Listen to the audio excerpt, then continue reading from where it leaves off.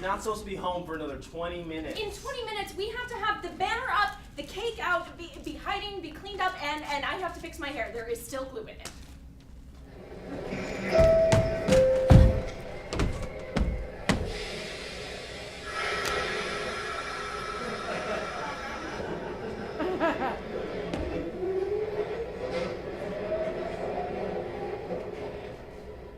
Don't worry.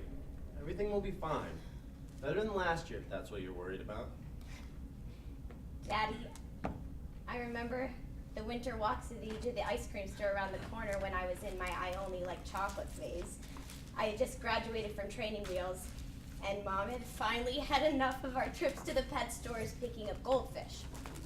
I remember the odor Nemo II gave off. He sat on the counter for a whole week. Mom tromped around the house. Now how do you like fish? I remember the pain, kill me now expression on your face, Dad, as you turned away from her. That was the end of my pet store craze. I never bought another fish, and to Mother's surprise, I never ate one either, scarred at the thought of salmon on the dinner table. But Mia, it's not a goldfish. It's just salmon. It tastes just like chicken. Trying to force feed me a spoonful. I'd scream, I just want chocolate ice cream. And then when she wasn't looking, you and I would skip out to the store. She might have been able to ruin my appetite, but never our traditions. Every night after dinner, we'd trudge through the heavy air and forget about our problems. The ones inhaled constantly in our household until you felt you couldn't breathe. The doctors diagnosed me with asthma. I always insisted they were wrong. What did they know beyond my skin, behind my eyes and ears? They didn't know our worries.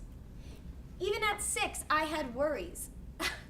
Can you believe it? They scraped at my knees and elbows.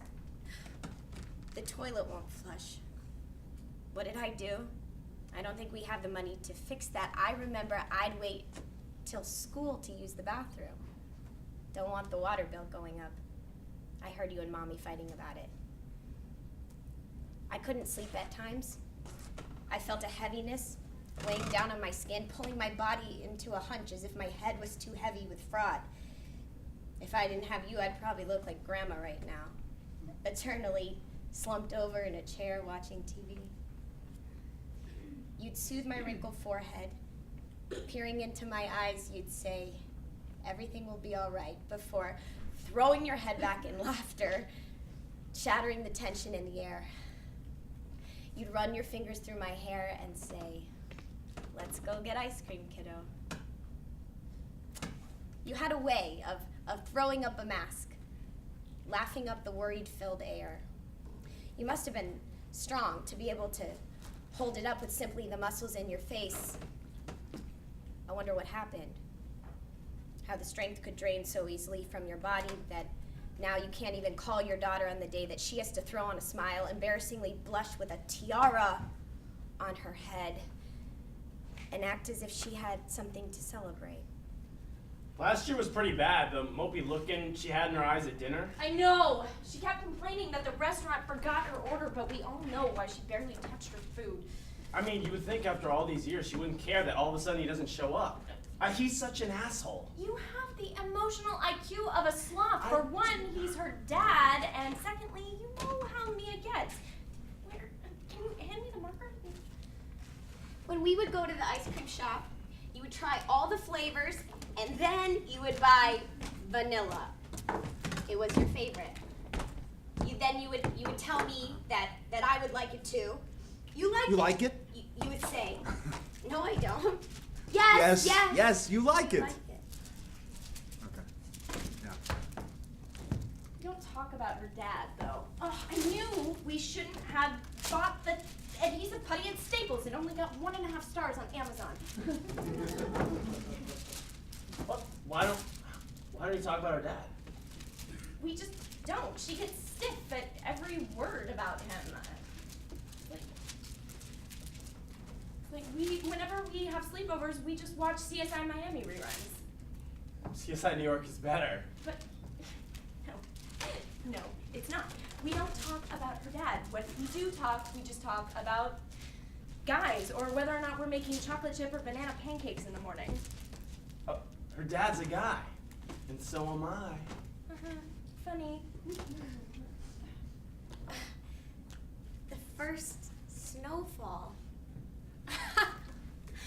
pretended the cold air had frozen the ice cream to your tongue, and you acted all frantic, and so did I, rushing to rip it off. And when I did, you stole my ice cream. You said I didn't have enough vanilla running through me, that I was gonna get chocothermia. I stared at you wide-eyed, and then at the double scoop vanilla ice cream. A kitty cone felt like enough to last a lifetime. We felt like a lifetime, too, like we would venture through the world together forever, taking it on as one. You were Batman, I was Robin.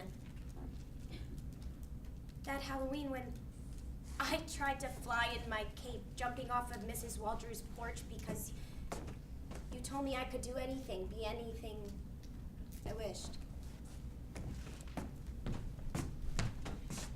I remember I sat in the hospital bed all night while you drank your sorrows away. Mom was away on business, and the nurses just kept telling me I was home. I sure didn't feel like it. Cold chicken noodle soup for dinner, midnight snacks, and breakfast got old pretty quickly. I remember I prayed that you would show up at the door for me the next morning. God forbid the frozen soup got stuck to my tongue. I'd have nobody there to keep me warm. I told you, we don't talk about her dad. Yeah, but why not? She gets stiff at even a word about him. And, can you hand me a thumbtack? Maybe not a word.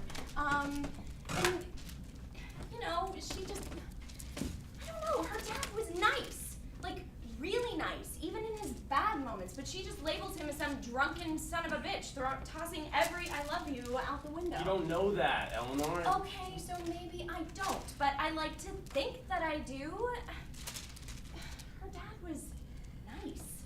And I've known him since I was fucking like 4. Will you please just pull up a chair already and help me?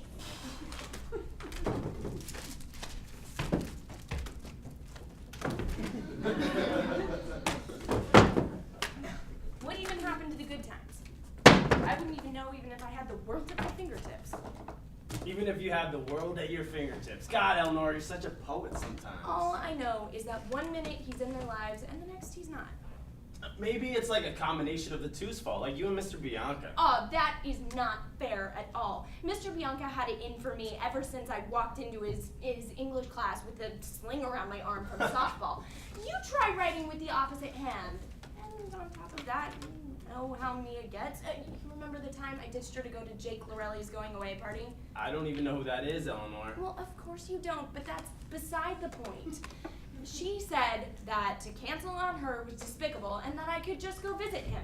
He was moving to North Dakota. Oh, are you talking about last Christmas? No, I'm talking about the time after that when her mom gave us the evil glares at the basketball championship. The nights you came home wasted are as sharp as the cold, crisp nights we skipped to the ice cream store in. Your breath smelled of whiskey so often, I didn't know when you were and weren't hazed over. You became a vomiting blur, in and out of the house. If you had a daughter who scrapped all your gifts, who put aside all memories, who could peer deep into your eyes and make you feel foreign, how would you react? If she outright told you that she never wanted anything to do with you, if you I'm gonna have all boys. Don't you ever take anything seriously? God, I have never met someone so ignorant. I don't expect you to have sympathy for the fact that I'm failing English or that the world is out to get me, but at least feel something for the girl whose father fucking abandoned her. The only thing worse than not having something is losing it. Mia lost her crutch to fall on, her father. I've always had my parents jumping down my throat about school. I have never finished timed assessments or understand that the blue curtains symbolize Romeo's solemn spirit. School is so difficult, and I wouldn't care if someone would just look me in the eyes for once and tell me everything will be all right. Everyone should be born with a crutch to fall on. At least you've got nice parents. I've got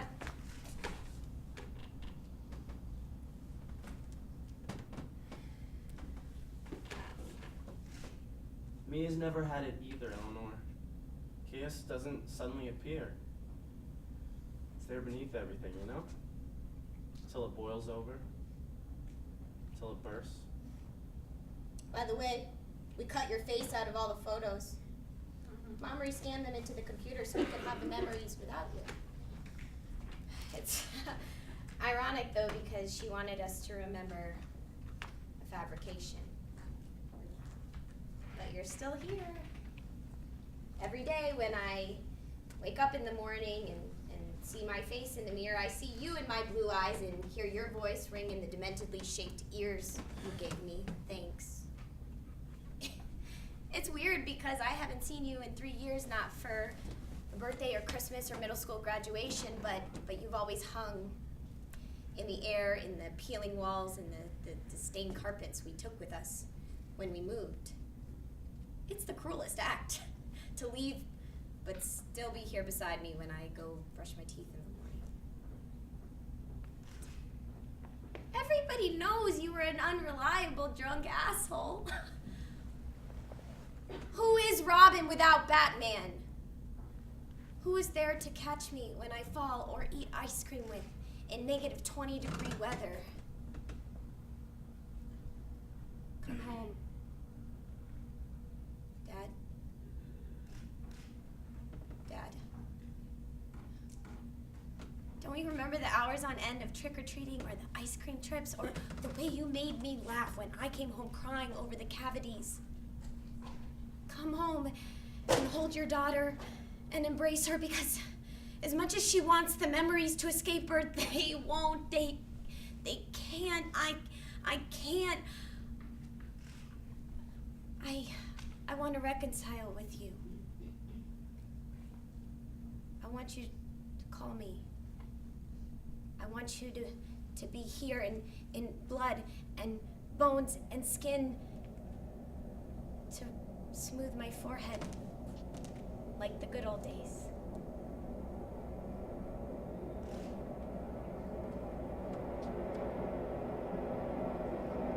There is a downtown 1 train approaching the station. Please stand away from the platform edge. Sorry, I think I'm wrong person.